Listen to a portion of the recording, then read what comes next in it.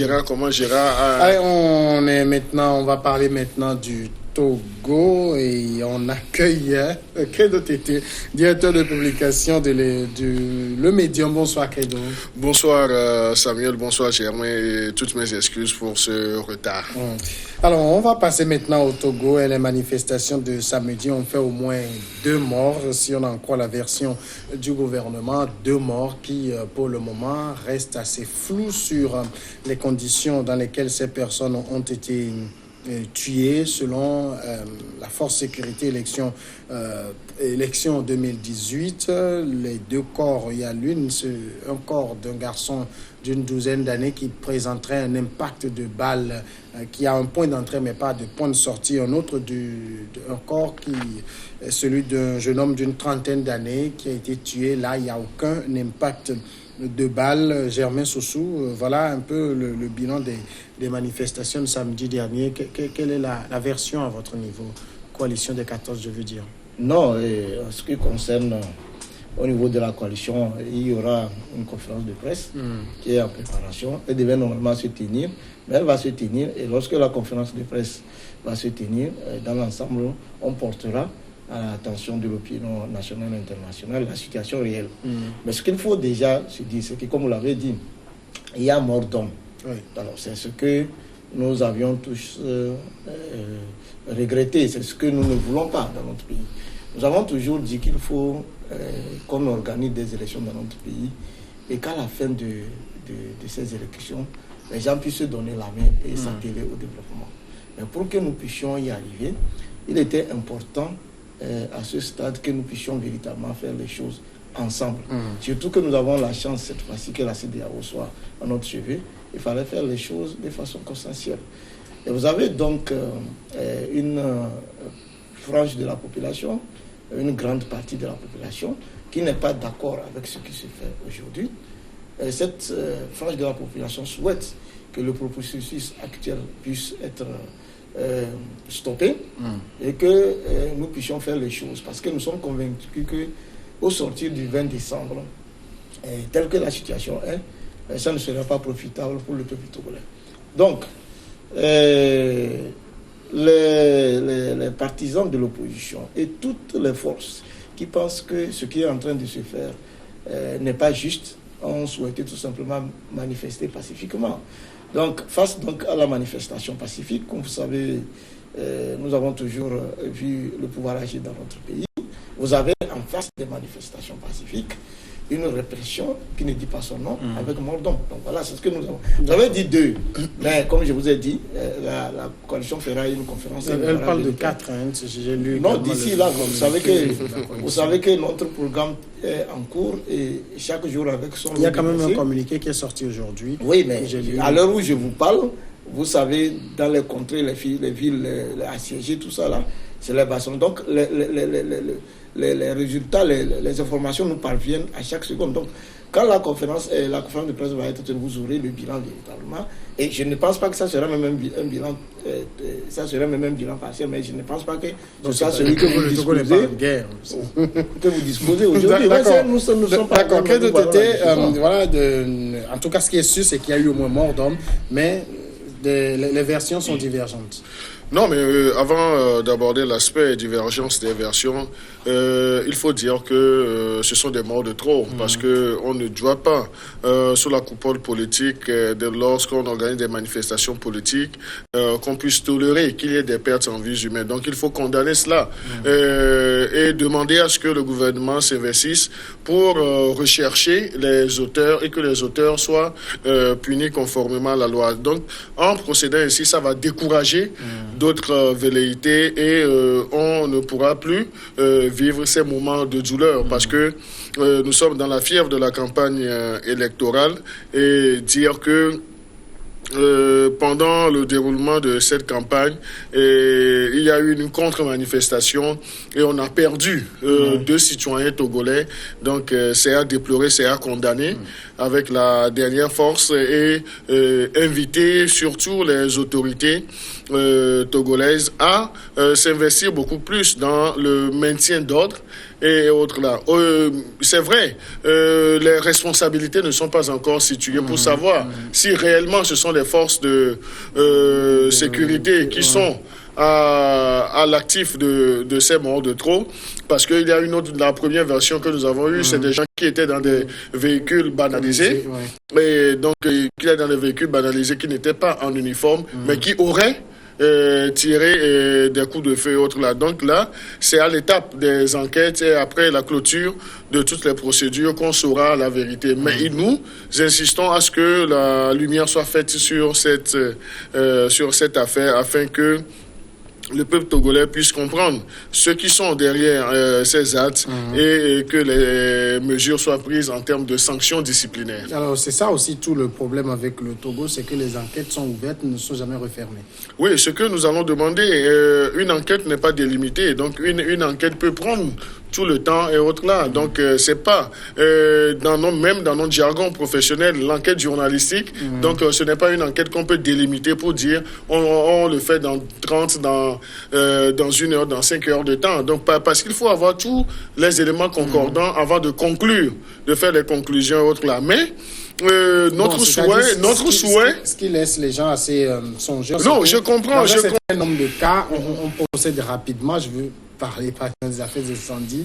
Rapidement, on a arrêté des gens qu'on a embastillés. Mais quand il s'agit des affaires où des gens sont morts au cours d'une manifestation, ça prend tellement de temps que on s'interroge aussi. Non, je comprends là où vous voulez en venir. Et ça, c'est la compréhension. C'est une certaine, expression qu'on retrouve aussi chez le commun des mortels.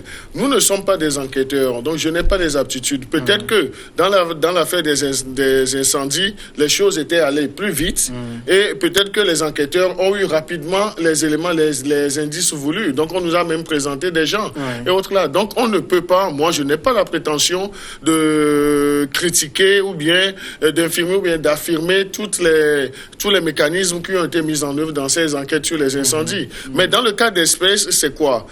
Nous déplorons des morts de trop et nous demandons à ce que les enquêtes soient diligentées avec une certaine célérité pour qu'on puisse situer l'opinion sur les réels auteurs de ces actes-là. Si réellement ce sont des éléments des forces de sécurité, que les sanctions pleuvent. Mais si ce sont des individus banalisés, des individus qui auraient commis cela, que ces auteurs présumés soient présentés et puis soient jugés pour décourager d'autres tentatives. Germain Sossou, est-ce qu'on ne peut pas aussi dire que c'est votre volonté de braver l'interdiction qui a amené à tout cela? Oui, et avant de répondre à votre question, je voudrais rappeler à notre ami, je suis d'accord en disant que les enquêtes ne doivent pas être limitées, tout ça là. Juste lui rappeler que depuis le processus démocratique, à partir de 1990, l'attaque du 2-3 décembre 1992 sur le Premier ministre Kopilo n'a jamais été élucidée. L'attaque de Soudoum n'a jamais été élucidée. Les tueries de Frérot Jadin n'ont jamais connu d'enquête. Jusqu'à tout récemment, la mort du journaliste historien Tchoutia Agobli n'a jamais été élucidé. Il y a eu même des tueries avec le cas Gaston Vidada. Il y a eu le cas même de Tavio Amorin, plus loin. Il y a eu même dans l'enquête de Soudou, si ma mémoire est bonne, une enquête internationale française qui a même dit que c'était l'armée togolaise qui était derrière. Ça a été battu en brèche. Donc jusqu'à ce qu'on ait tué les jeunes élèves à Mangwa, Davos, et autres jusqu'à aujourd'hui, les enquêtes ne sont jamais, il n'y a pas de suite. Et pourtant, nous avons les services de renseignement, nous avons le ministère de la Sécurité, nous avons tous les services qui sont censés agir et qui ont le budget pour ça. Bon, si vous me dites que, je ne sais pas si c'est un siècle qu'il faut pour qu'on ait des résultats, mais par contre, comme on l'a dit tout à l'heure, c'est que quand il s'agit d'un problème, petit problème, où on veut faire porter le chapeau à l'opposition. Vous avez tout à l'heure le ministre Jackson. C'est pas un petit problème. Non, mais j'ai dit quand... Oui, bon, voilà, vous m'excusez. Quand il veut, on formate les gens, on veut porter le chapeau à l'opposition. Tout à l'heure, on fait ça. Donc, je peux vous faire aussi une litanie où on a accusé depuis le président Jésus-Christ Olympioka. Il était, dans le temps, il était du côté du peuple. comment on l'a traité. Donc aujourd'hui, il n'est plus du côté du peuple. Je peux aller alors du côté du peuple. C'est comme, voilà, aujourd'hui, bon, voilà, c'est comme par exemple le cas d'un de vos confrères qui en temps a failli être assassiné, il a été attaqué, on a mis des trucs dans sa bouche, tout ça là, qui aujourd'hui s'est détourné du peuple. Mais tout ça là, ce sont des faits que nous connaissons, mais qui n'ont jamais été élucidés. Mais c'est même confrères journalistes qui ont estimé qu'on les ait torturés même dans les services de sécurité, tout ça là, pour avoir des avis, tout ça. Mais quand il s'agit de morts d'hommes, et qui plus est, vous êtes en train de dire que nous sommes dans une période de campagne électorale. Une campagne électorale qui va avec les manifestations de la coalition de l'opposition, où on demande à les gens de l'opposition de dire non, vous ne pouvez pas manifester. Bon, parce que vous n'êtes pas candidat à l'élection présidentielle. Du coup, tous vos droits, vous n'êtes plus des citoyens, vous n'avez plus de droits. Donc vous ne pouvez pas manifester. Et donc on va jusqu'à tuer des enfants. On nous dit non, qu'il faut attendre. Non, je crois que malheureusement nous sommes en face d'un régime qui a décidé de considérer les autres adversaires comme les ennemis tout simplement. Autrement dit, si vous êtes à la tête de l'État et vous devez agir pour le bien de tout le monde, vous donnez satisfaction à chacun. On a vu même des vidéos circuler. Alors pour terminer, les vidéos circulées. Aujourd'hui, la technologie a évolué. Je suis sûr que mon ami Credo Citoyen a vu des vidéos circuler des gens qui sont dans une voiture banalisée, qui sortent des fusils à lunettes pour tirer sur les gens. Je ne sais pas si nous sommes au Far West. Et qu'on dise que ces éléments-là ne peuvent pas permettre quand même à la sécurité. Mais je me demande, pour terminer, mon ami Samuel, qu'en période de campagne électorale, quel est le dispositif sécuritaire du ministère de la Sécurité? Est-ce que le ministre Jacques, il a ses troupes pour tout simplement accompagner les candidats, ou est-ce qu'il a mis un dispositif pour se dire, bon, en période électorale, il peut avoir des insolites et qu'il lui faut des informations sur le champ? Nous savons bien que les services de sécurité travaillent, les services de travail. Quels sont les éléments? Il ne peut pas nous dire aujourd'hui qu'il n'a pas d'éléments pour nous dire ce qui s'est passé.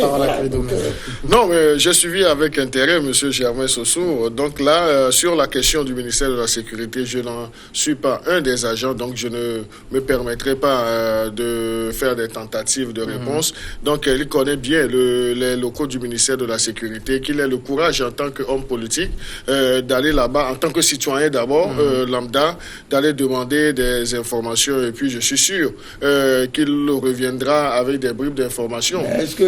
Non, vous n'avez pas encore la parole. Vous n'avez pas encore la parole. Non, je ne comprends pas que M. Germain soit si excité. Il se tue pendant que vous parlez. Laissez-le évoluer. Oui, mais laissez-le évoluer dans son... Laissez-le quand même évoluer. Laissez-le évoluer dans son développement. Monsieur Sossou, vous avez terminé? Non, j'ai pas encore terminé. Donc là, je voudrais aussi. C'est vrai, Monsieur Sossou a parlé. Nous avons vu des vidéos qui ont circulé. Et nous avons vu également des messages qui ont circulé sur les réseaux sociaux et autres là. Mais il faut dire aussi que pour la vidéo où on a vu un agent des forces de sécurité tirer tirer avec un fusil à lunettes et autres là. Mais il faut également nuancer pour dire que le fond, il y avait un fond sonore. Et le fond sonore, c'était la chanson du génocide rwandais.